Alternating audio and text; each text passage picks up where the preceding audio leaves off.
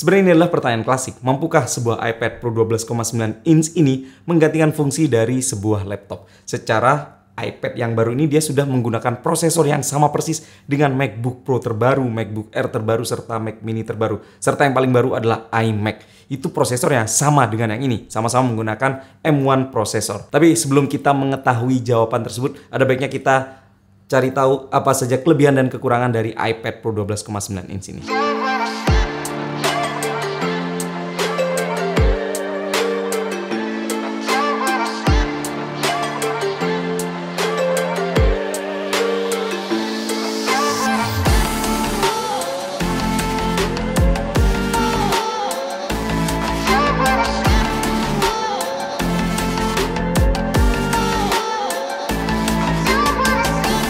Secara overall, iPad Pro 12,9 ini tidak memiliki perbedaan signifikan dari segi fisik ataupun desain. Bukan jelek, menurut saya sama-sama bagus. Perbedaan hanya terletak pada ketebalannya saja yang lebih tebal 0,5 mm, yang secara kasat mata juga tidak akan terlihat oleh orang pada umumnya. Di luar itu tidak tampak perbedaan sama sekali. Kamera belakang sama-sama ada dua, bagian pinggiran kotak kayak gini. Desain layar bagian depan juga sama persis, sama-sama simetris kayak gini. Desain yang masih dipertahankan oleh Apple sejak tahun 2018. Jadi secara fisik kita tidak akan melihat perbedaan yang sangat signifikan. Tapi beda cerita kalau misalnya kita lihat bagian dalam dari benda ini. Karena semua upgrade yang dilakukan oleh Apple itu semuanya tidak kasat mata oleh kita. Alias ya, bagian dalam-dalamnya aja. Kita mulai dari layar. Layar dari iPad Pro 12,9 ini ukurannya sama 12,9 inch. Tapi khususnya untuk layar iPad Pro 12,9 inch ini, dia punya teknologi yang sangat berbeda dibanding pendahulunya. Oke, sedikit kuliah tentang layar dari iPad Pro 12,9 inch M1 ini. Yang kita tahu teknologi layar itu ada dua, LCD dan OLED. Itu benar-benar kita biasanya memahami hal gitulah. Kita temukan itu di mana-mana. Keduanya memiliki titik-titik piksel yang terdiri dari gabungan red, green, dan blue untuk menghasilkan sebuah warna. Tapi agar piksel tersebut bisa tampak, dibutuhkan cahaya untuk menyalakannya. LCD panel bisa menyala berkat adanya satu atau lebih sebuah LED backlight. Sedangkan OLED itu berbeda, dia punya kemampuan untuk menyalakan dirinya sendiri. Dan keuntungan dari layar berjenis LCD adalah harganya lebih murah, berumur lebih panjang, terang, dan minim masalah seperti burn-in. Sedangkan keuntungan OLED adalah black pixelnya sama sekali tidak menyala. Itu artinya kita akan mendapatkan gambar kontras yang super signifikan. Bagian gelapnya atau bagian hitamnya itu akan terasa benar-benar hitam sekali. Tapi kelemahan utama dari sebuah layar berteknologi OLED adalah harganya yang mahal. Tapi layar pada iPad Pro 12,9 inch ini beda. Dia menggunakan mini LED, sebuah solusi atau jalan tengah untuk bisa menghasilkan layar yang seolah-olah seperti OLED, tapi sebenarnya ini masih teknologi LCD juga. Karena masih teknologi LCD, tiap-tiap piksel ini tidak mampu menyalakan dirinya sendiri, melainkan tetap harus ditembak dari belakang. Cuma bedanya adalah mereka ditembak oleh 10.000 LED light kecil yang dibagi secara software ke sekitar 2.500 local dimming zone. Jadi nembaknya per bagian yang menyala aja. Kalau dalam satu area yang berwarna hitam, ya di area tersebut tidak dinyalakan. Dan oleh Apple, teknologi ini diberi nama Liquid Retina XDR Display. Weh, keren. Apple pinter banget bikin nama kayak gini emang. Selain itu, Apple juga menuliskan bahwa full screen brightness-nya ada pada angka 1000 nits, di mana ini sudah sangat terang. Tapi ditulis juga bahwa peak brightness atau maksimal brightness ada di angka 1600, di mana angka ini bisa dicapai saat digunakan untuk memutar video HDR saja. But it's good thing. Lalu seberapa ngefekkah kalau misalnya dibandingkan secara langsung iPad Pro yang lama yang LCD display dengan 12,9 inch M1 ini? Dan untuk pemakaian sehari-hari, perbedaan lumayan terasa saat dark mode dari tablet ini dinyalakan. Warna hitamnya terasa kontras sekali. Kelihatan ya, pada layar LCD iPad Pro yang lama itu kerasa agak abu-abu, sedangkan yang ini benar-benar hitam pekat. Kontras rasio 1.000:1, layar ProMotion 120Hz refresh rate, P3 color gamut adalah faktor-faktor yang membuat layar pada iPad ini tampak memanjakan sekali para pengguna, dan resolusinya sangat tinggi, warna yang sangat akurat, dan viewing angle yang sangat bagus. Itu adalah beberapa poin-poin keunggulan utama menurut saya iPad Pro 12,9 inch ini dibandingkan dengan iPad Pro bahkan yang 11 inch M1 tidak memiliki teknologi layar seperti ini. Analogi paling gampang bagaimana user experience layar dari iPad Pro ini adalah, bayangkan kalian pergi ke toko elektronik kemudian masuk ke deretan TV, biasanya kalian di bagian paling depan itu akan disambut oleh TV berteknologi OLED, di mana kalian akan merasakan perbedaan signifikan kalau misalnya dibandingkan dengan TV di rumah. layar yang dilihat di situ beda banget. Warna hitamnya itu hitam sekali, kemudian warna hijau merah itu terasa punchy sekali. Nah, itu yang saya rasakan pada saat saya menonton video HDR di iPad ini. Tapi apakah itu artinya layar pada iPad ini tidak memiliki kekurangan? Enggak juga. Saya merasakan sebuah kekurangan dan banyak orang juga merasakan adalah blooming effect. Yes, blooming effect. Saya melihat mungkin ini adalah efek dari teknologi local dimming, di mana pada bagian tertentu itu menyala, sedangkan bagian yang lain itu hitam. Karena basicnya dia masih LCD display, dia harus menembakkan cahaya, dan cahaya itu kan per area. Nah, area yang menembakkan cahaya itu akhirnya menimbulkan seperti bayangan warna putih abu-abu kayak gini kalau misalnya digunakan pada mode gelap, atau kita melihat tanggal di bagian atas pada saat dark mode, atau menulis di notes pada saat dark mode, bisa kelihatan banget, apalagi kalau misalnya kita naikkan brightness-nya kayak gini. Apakah mengganggu? Kalau misalnya brightness-nya dinaikin banget, iya. Tapi kalau misalnya saya turunin dan kalau misalnya keadaan gelap, saya jarang banget ngerasa terganggu dengan permasalahan ini. Jadi sebenarnya ini balik ke preferensi masing-masing. Cuma saya berharap bahwa hal ini mungkin bisa diatasi dengan adanya update software di kedepannya. Oke, dari tadi saya berbicara banyak tentang layar dari iPad Pro 12,9 inch ini. Lalu bagaimana dengan prosesornya sendiri? Prosesor M1, prosesor yang baru yang sama dengan laptop-laptop Apple lainnya. Sebagai gambaran, kalau dibandingkan dengan iPad Pro yang menggunakan A12Z Bionic atau generasi terdahulu seperti ini, skor Geekbench A12Z ada pada 1127 untuk single core dan 4689 untuk multi score. Sedangkan untuk iPad Pro M1, skor single core-nya adalah 1705 dan 7268 untuk multi score. Lalu bagaimana untuk gaming? Untuk ini beneran jangan ditanya, karena dia sudah punya GPU 8 core, CPU 8 core, kemudian 16 core Neural Engine. Jadi untuk keperluan grafis, semua game yang ada di App Store itu dilibas abis, nggak ada masalah sedikit pun.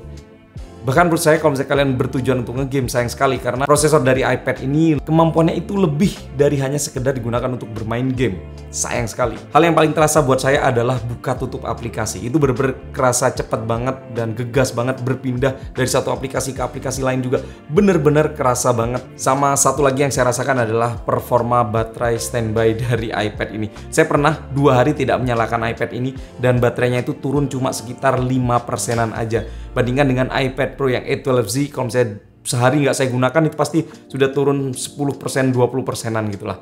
Dan itu efeknya juga performa baterai dari iPad ini memang luar biasa. Saya pakai iPad ini seharian dari pagi sampai malam, pagi full cas, malam itu baru ngecas lagi. Ingat, saya biasanya menggunakan iPad ini cukup barbar. Saya gunakan untuk balas email, kemudian nonton YouTube, nulis naskah, ataupun Netflix-an juga saya lakukan di sini. Dan untuk rata-rata mungkin saya bisa menghabiskan waktu sekitar 7 jam sampai 8 jam dari pagi sampai malam menggunakan benda ini. Dan itu sebenarnya juga jauh lebih bagus dibandingkan dengan laptop Windows kebanyakan yang cuma bisa bertahan sekitar 4 jam aja. Kemudian upgrade yang saya temukan pada iPad Pro 12,9 inch ini adalah pada port USB-C yang sudah Thunderbolt. Dan itu artinya sudah memiliki kemampuan yang cukup kencang sampai 40 GB per second. Itu artinya kita sudah bisa menyambungkan monitor 4K, bahkan 6K milik Apple sendiri sudah bisa, dan bisa langsung kita gunakan begitu saja tanpa ada kekurangan energi atau power. Ada satu fitur yang menurut saya bakal bikin orang kebanyakan kagum, yaitu fitur Center Stage. Ini fitur keren banget, fitur gimmick ya sebenarnya, dimana kita bisa melakukan video call kan seperti biasa, tapi kalau misalnya kita berdiri, kemudian kita bergeser berpindah, kita akan melihat seolah-olah kamera dari iPad ini bergerak. Dan itu bener-bener mind blowing sekali buat orang yang pertama kali melihat kayak gitu tuh, seolah-olah kameranya ikut bergeser itu. Sebenarnya teknologi ini bisa terjadi berkat kamera ultra wide pada bagian depannya. Jadi sebenarnya kita bisa lihat kalau misalnya kita foto selfie kayak gini, terus kemudian kita tekan bagian tengah ini untuk memperlebar foto, bahwa kamera depan dari iPad Pro 12,9 inch ini benar-benar wide banget, mencakup segala hal. Itu efek positifnya ada juga dirasakan pada saat membuka iPad ini, di mana iPad ini menggunakan teknologi Face ID. Itu artinya saya tidak perlu harus berada persis di atas dari iPad atau di depan ini, karena sekali lagi dia kameranya ultra wide-nya super banget. Aksesoris yang digunakan masih sama dengan iPad generasi sebelumnya seperti Magic Keyboard maupun Apple Pencil 2. Apple Pencil yang digunakan adalah Apple Pencil generasi kedua. Malah menurut saya ini adalah aksesoris wajib kalau misalnya kalian membeli sebuah iPad. Karena secara user experience Apple Pencil generasi kedua ini bener-bener enak banget. Menurut saya ini adalah stylus terbaik yang ada di dunia saat ini. Masih sama memiliki magnetik di bagian atasnya, kemudian untuk ngecas juga tinggal ditempelkan begini aja. Jadi ini adalah benda yang sangat berguna baik digunakan untuk menulis maupun menggambar. Lalu kemudian adanya update software dari iPadOS 14 ke 15 menurut saya juga tidak terlalu signifikan, tidak terlalu banyak memberikan dampak kepada hardware M1 itu sendiri. Kebanyakan upgrade hanya pada multitasking yang lebih enak serta Safari yang bisa menampilkan halaman lebih lebar lagi gitu lah. Untuk kamera sendiri masih sama persis. Di bagian belakang kita akan menemukan dua kamera, wide dan juga ultra wide, yang menurut saya ini adalah kamera yang dikhususkan untuk memfoto atau men-scan dokumen, tapi bisa kita gunakan juga untuk memfoto jelasnya. Hasil fotonya seperti ini.